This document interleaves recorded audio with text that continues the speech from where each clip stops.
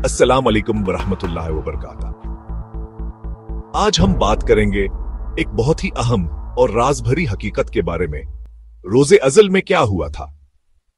अस्सलाम वालेकुम वरहमतुल्लाहि वबरकातुहू। आज हम बात करेंगे एक बहुत ही अहम और राज भरी हकीकत के बारे में।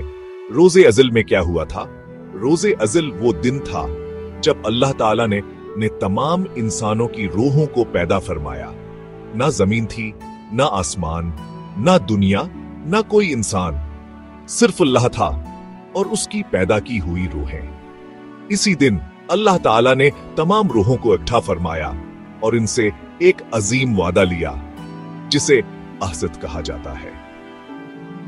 कुरान पाक में अल्लाह ताला फरमाता है, और याद करो जब तुम्हारे रब ने बनी आदम की पुश्तों से उनकी नस्ल निकाली और इनसे पूछा, क्या मैं तुम्हारा रब नहीं हूं? सब ने कहा, क्यों नहीं, हम गवाही देते हैं। सूरह अराफ। यानी उस दिन हम सब, मैं, आप और पूरी इंसानियत अल्लाह के सामने खड़ी थी और सब ने जबान से कहा था, जी हाँ या अल्लाह, तो ही हमारा रब है।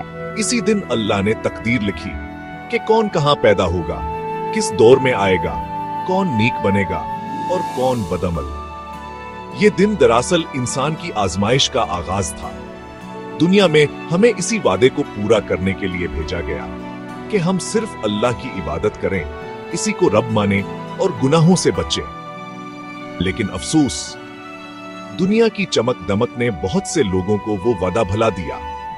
इसलिए हमें चाहिए कि हम रोज याद करें कि हमने अल्लाह से वादा किया था कि हम इसी के फरमानबरदार रहेंगे। आखिर में यही दुआ है, या अल्लाह हमें रोजे अज़ल का वादा याद रखने की तौफीक दे और ईमान पर जिंदगी और मौत अता फरमा। आमीन।